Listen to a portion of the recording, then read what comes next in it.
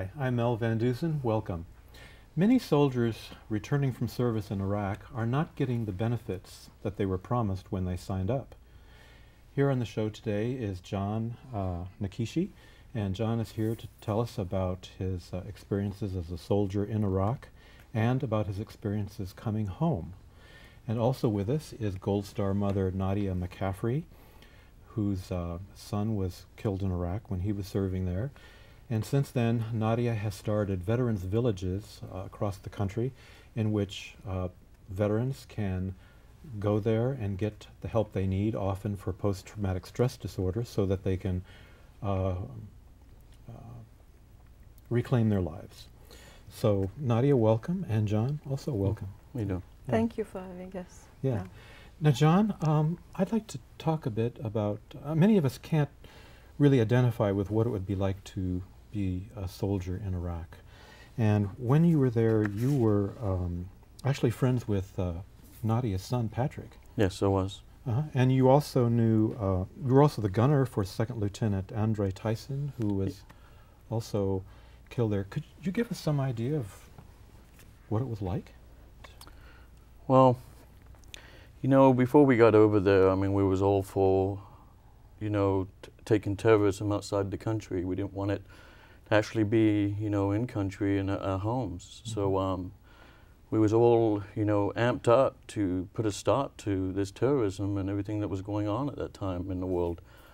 So most of us, we were ready to go, ready to take the battle outside the country, ready to defend our country. A lot of feelings inside was, I mean, each soldier, you know, had their own feelings about certain situations that was happening, but for the most part, we was all together in agreement with, we have to put a stop to this. So, you know, when we finally got over there, I mean, I remember us all yelling as soon as the plane touched the ground in Kuwait. You know, I mean, it was kind of a long wait, a lot of training before we got over there, but I mean, we was amped. And at that time, you know, in 2004, I mean, they knew that changeover was coming, so they were ready for us as soon as we hit that ground. Right. What was the day like for you? And how did you know who the enemy was? How did you know what to do? Wow. Well, you didn't really know who the enemy was. That was the hard part. I mean, some people would, I remember one kid shouting out, "Saddam Hussein, good." And, you know, some people, you know, they was happy that we were there. And then some people, you know, would stay off in the background, and you'd kind of keep an eye on them too, never knowing what's going to happen. So, you know, it was really hard to determine who was willing for us to be there and who was not. How do you determine that? How do you determine who's the enemy?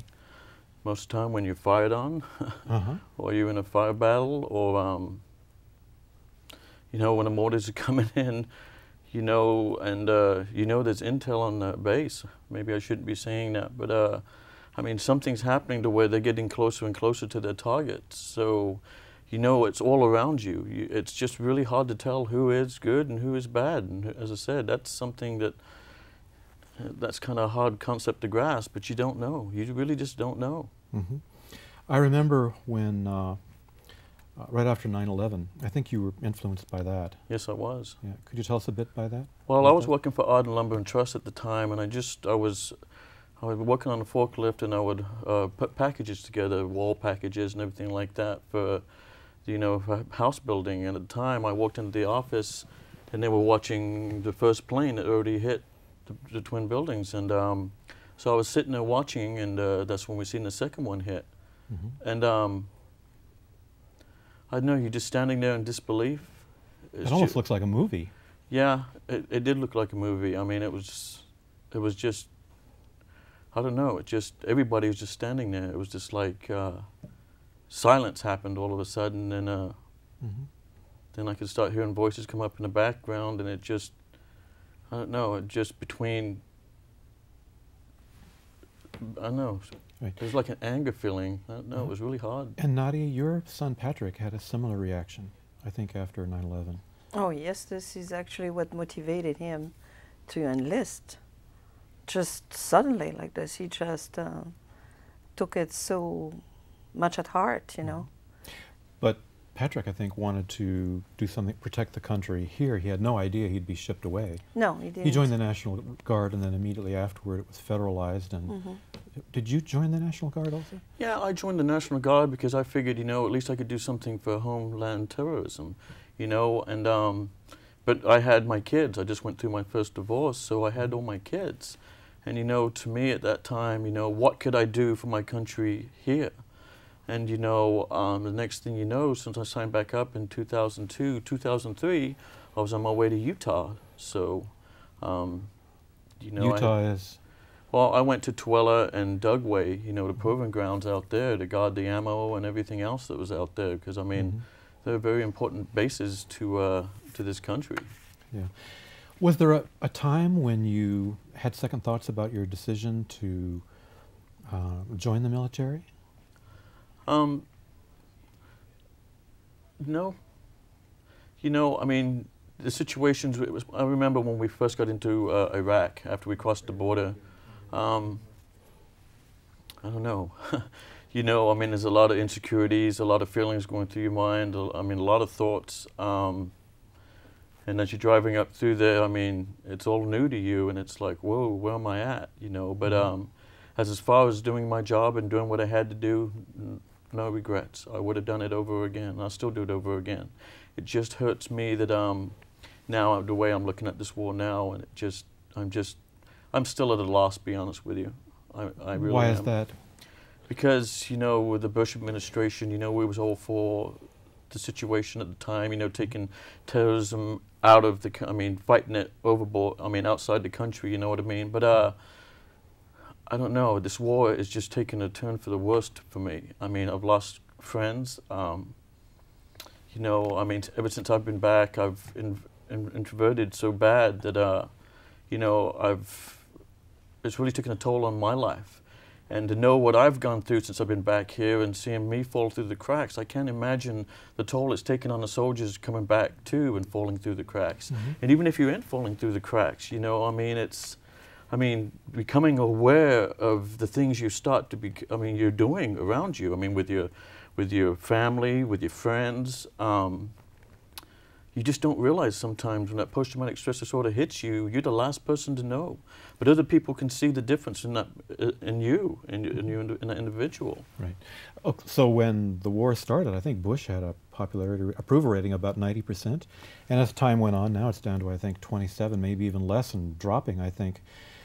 Do you think now that people have a radically different idea about what the war was about and why it was fought, and with the drop in President Bush's popularity, that people have changed their attitudes toward the soldiers who have fought this war?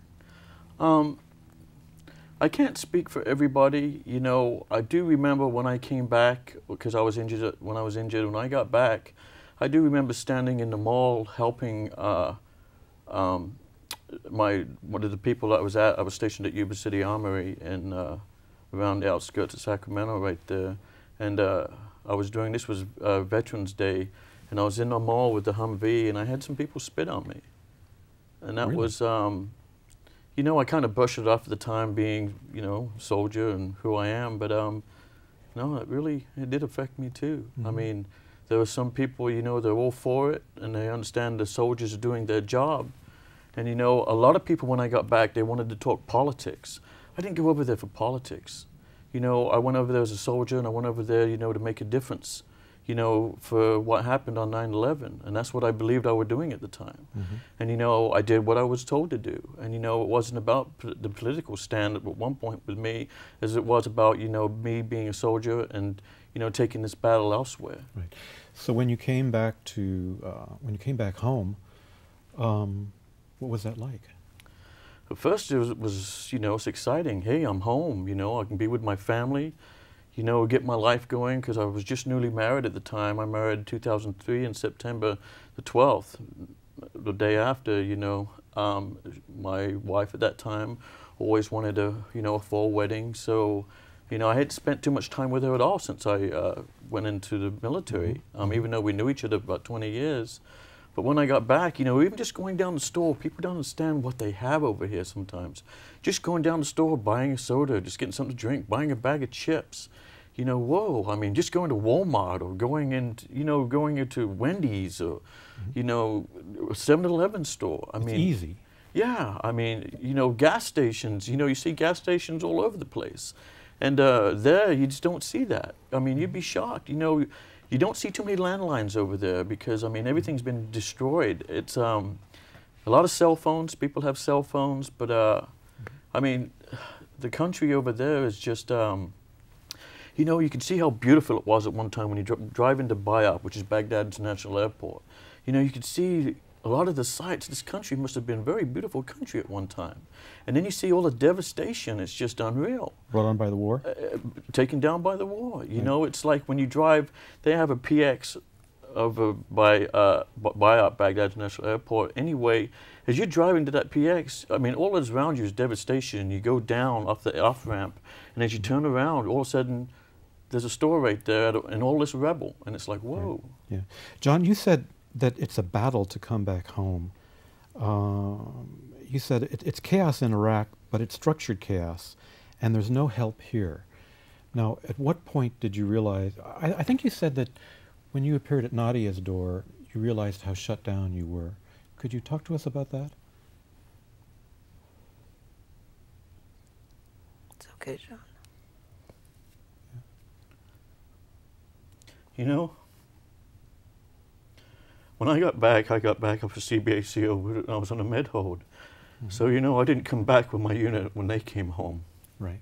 So, you know, this is what I talk about falling through the gaps. So I was kind of pushed aside, and it's hard to explain what it does to a man after he comes back from a situation like that. But, you know, you're taught to suck it up and drive on. You don't realize within yourself, I didn't realize to a certain point how far I was pushing everything down till I came to Nadia's door, even though I've been dealing with trying to recuperate my life from drinking, recuperate my life from the person I was before, and trying to figure out who I am now, which was really hard because I'm not the same person anymore. You know, I'm this different person, and trying to piece yourself together is really hard. But not till I actually came to Nadia's door did I realize that I haven't dealt with anything over there. I just closed down so hard that I really didn't talk to anybody. I didn't deal with Patrick's death. I didn't deal with anything. I didn't deal with Adelini's death or Lieutenant Tyson's death. You know, you didn't have time when you was over there. And when I got back, I wasn't around people that I felt that understood. So, you know, why talk to somebody when they really don't understand the camaraderie, no, it's like a death. It's like a death in the family to me. It was like I'm not around my comrades anymore. You know, I wanted to come home to my wife and the kids, but at the same time, I wanted to be there with all my heart. I mean, I didn't want to be left behind. I mean, I know I'm good at what I do. I mean, I was the only Mark 19 gunner for my platoon. I mean, the only qualified Mark 19 gunner. So it's like, who's going to be up there now? You know, and every time Lieutenant Tyson went out, he'd have the Mark 19 on top of his Humvee. And that was me. Right. How did you hear about Nadia? I did an article through Sacktown magazine and with Martin Coos, and he brought up about Nadia and a couple of my friends, Steve Edwards, Chris Murphy. So, you know, I tried to go online a couple of times with Veterans Village. I didn't have any success at the center where I was at the time. Anyway, you know, I talked to Chris, and Chris Murphy really helped me out quite a bit. You know, we talked about Nadia, and then Martin Coos quite a few times talked about Nadia, and it came to a point when I needed help from where I was at. I called Nadia, and she was right there for me. I mean, she was right there. I mean, she just got a hold of me real quick. She could see the stress I was under at the time. Yeah, and Nadia, you could see that he was not getting the help he needed. So could you have a way of identifying with what soldiers are going through, and you have some contacts. So how are you able to help Jon? Well, the first thing that I immediately understood was his voice. You know, how stressed he was and how close to the edge he was. He couldn't go much further the way he was going. That was evident. So I needed to move fast, and He needed to find a place to stay and treatment and from one thing to the next. The first thing he needed, from what I was hearing, was to find a peaceful place for him to be at, where he could sleep, where nobody would bother him, question him, could eat and get back on his feet, gather himself. And I think you said he was also getting the runaround a lot?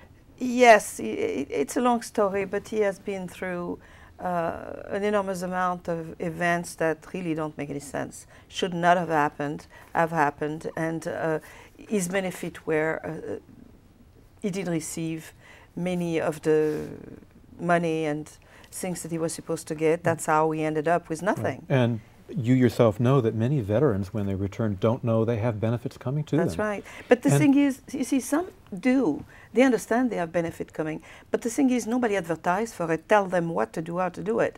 There is always this hours and hours of waiting. You need to go to the VA, you need to come back the next day, you need to come back 3 days later, and it's hours. The day is wasted. Many times, look at the gasoline's price right now. Right. I mean, our people are supposed to function and be on top of this. John, do you think that this hassle, this runaround that veterans are put through actually exacerbates post-traumatic stress disorders? Oh, definitely. Yes, pushes, yeah. You know, so actually the people who are trying to help you are sending you through a runaround, and that just makes it worse. Yes, it does. Yes, it does. You know, as a soldier, you keep that bottle up inside of you. You know, you got to be strong, and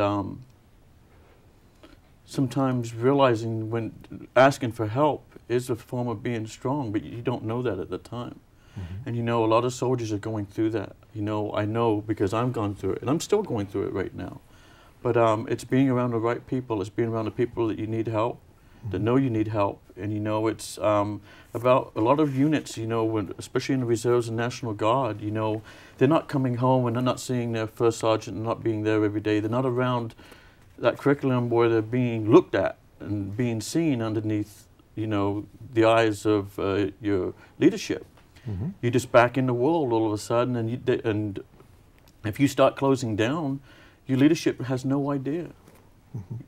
I mean, they have not one clue about what's going on in your head and in your mind. Right. When we talked on the phone not too long ago, you said there were several points you wanted to make. And one of them was, you said that through all the pain, soldiers need to know they're not alone, that there is hope. You know, that word hope, you know, I lost it after a while. I lost it pretty big. I just seen the light just going out in my whole life, and I didn't care. It just got to the point where I didn't care. I mean, you know, as I said, I was just drinking in a way even harder. I mean, as I said, I drank before I went over there, and with the situation that happened in my life, I had no halo over my head when I left. But the person I was made me become the soldier that I was too. But I did have problems, but when I got back, they were just exasperated. They were just so big to me that it just felt like too much to handle. And I didn't want to handle it. I was trying to figure out who I was at that time, and you know, it just didn't make sense to me. Why am I feeling this way? Or maybe it's just me just being not a good person. And you know, but some of the things I've done over there, it just, I don't know, you just feel like you can't talk to anybody. The only people you can really talk to are your comrades. I mean, they're the only people I feel like are really going to truly understand. Not that you can't get help from somebody, but it's just nobody really truly understands unless they've been there. And you've actually said that sometimes you feel like the only place you belong is back in Iraq, because there you will be with people who understand how you are, how you feel. Yeah, to be honest with you, it was easier for me over there. Right. You know, Nadia is been working with veterans, of course, and she's starting this Veterans Village. And I've gone to many of her talks in which veterans get up and talk, and they talk about the hassles they have to go through and how burned out they get and how stressed out. And I was shocked that many of them said exactly that. Maybe I should just go back to Iraq. But what Nadia is doing with a Veterans Village, she's providing something like that, a place where veterans who have shared the same experience, where comrades can get together here in this country in a non-combat situation, in a peaceful environment, and in that milieu they can heal themselves. So tell us what you've learned about what Nadia is doing in her veterans' villages that you think would be good for soldiers. Well, for one thing is you know, always had a saying, you know, if I'm feeling a certain way, you know, you got to deal with those feelings first, and then you can deal with the right and wrong. And you know, when you come back, it's not like that. What I see about what Nadia is doing is awesome to me, because I took myself off the grid. Even though I was close to the city, I had to take myself off the grid. I wanted to be away from everybody and everything. I didn't want to deal with anything.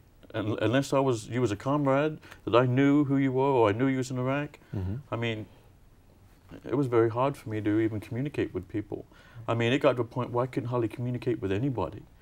And from what I see, what she's doing, you know, it's to have a place that you can go to that has that sanctuary, where you can have that feeling of sanctuary, to where you can decompress and start to grab a hold of reality again, because this reality right here is completely different to the reality over there. And your hypervigilance over there, it's hard word for me to say. Anyway, yeah, it's... you can cite some examples about that, like you don't like to sit with your back to anybody. No, my wife and I at the time, we went to Starbucks, and it was very hard for me to sit my back to anybody. When we was over there in Iraq, the ICDC, which is the Iraqi Civil Defense Corps, now is called the ING, which is Iraqi National Guard. Even after the fact, what happened with Patrick, we had them behind us in the Humvees while we were wearing our MVGs with the night vision goggles, anyway, which you have no depth perception. And they're behind us with an AK-47, and you're thinking, well, what happens if they turn on me? There's nothing you can do about it. It just gives you an unweary feeling, and on top of that, I've got to pay attention to the road, because we're going around canals from the Tigris River, and here it is. I can't protect myself at all from behind. Yeah. You know, some people listening to this might think insensitively, well, you know, he's not in that situation anymore. Why can't he just drop it? You know, I guess it's like an itch. You got an itch, you know, you scratch it. I mean, you know, it's like a baby. A baby has an itch, what does it do? It cries. You know, then a 2-year-old has an itch, what does it do? It thinks about scratching it. You and me can be talking right now, and we just scratch it automatically. And you know, you don't have to be thinking about that itch. That's how it becomes a part of you. It just is so installed in you with, I mean, as soon as you turn around, I mean, you move a can over there, you can get blown up. I mean, you got to be so aware of everything that you're doing all the time when you're outside of that wire. It's just a scary feeling. And it's so embedded in who you are. When you come back, I don't even know how to even put that aside. Right. Now, Nadia, you've heard this story many times before from veterans. I've visited you, and you've been on the phone with veterans who are in trouble, and you have a way of helping them, a way of giving them hope. So how do you see a veterans village being able to help someone like Jon here? Well, just like Jon explained, what they crave mostly is a peaceful environment where no one is going to judge them, to give them military rules, and where they are going to be among comrades. That's all. Basically, that's one of the first things to do. The second thing to do is to be close to the earth, to go back to your roots, to be close to where we came from, and to relearn and rediscover ourselves. So you think that getting away from a structured environment and getting back to, as you said, where we came from, that offers the ground from which someone can build a life. Yes, because they need just that. They need to rediscover themselves. Many times the job or the function that they were fulfilling before being deployed has changed. They don't want to do this. They don't like the same people they used to be friends with anymore. Many things are, like you say, I'm a different person. I'm not the same. So in order to understand that new person, this is the best place to do it. A farm, a ranch, nature, peaceful, animals. Right. Jon, you said also one of the things that veterans have to learn is forgiveness. You have to learn to forgive yourself. Why do you think you need to forgive yourself? you know,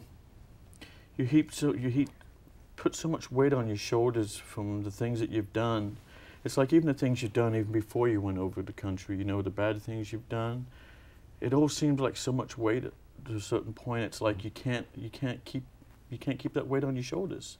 And you know, it's forgiveness and then living in shame. Shame really holds you down strong. You know what, to actually try to get away from that shame and start to forgive yourself and start being truthful with yourself again, with who you are. And as I said, finding yourself. It's, forgiveness is a very strong thing, and you got to forgive yourself even before you can forgive anybody else. Mm-hmm. I mean, it's a hard thing to do. It really is a hard thing to do. What have you learned about this that you could tell us? What have I learned? Mm-hmm. I'll tell you something. Lisa, my ex-wife, she has shown me that that would help me learn that you know, being truthful with my feelings.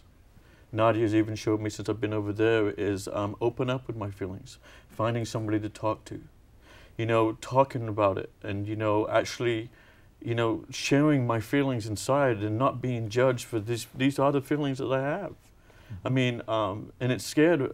Being accepted from that is really a scary thing, you know, because if I tell you how I feel, it's like, whoa, what are you going to think of me, or who I am, and what type of person I am? So you keep that bottled up inside.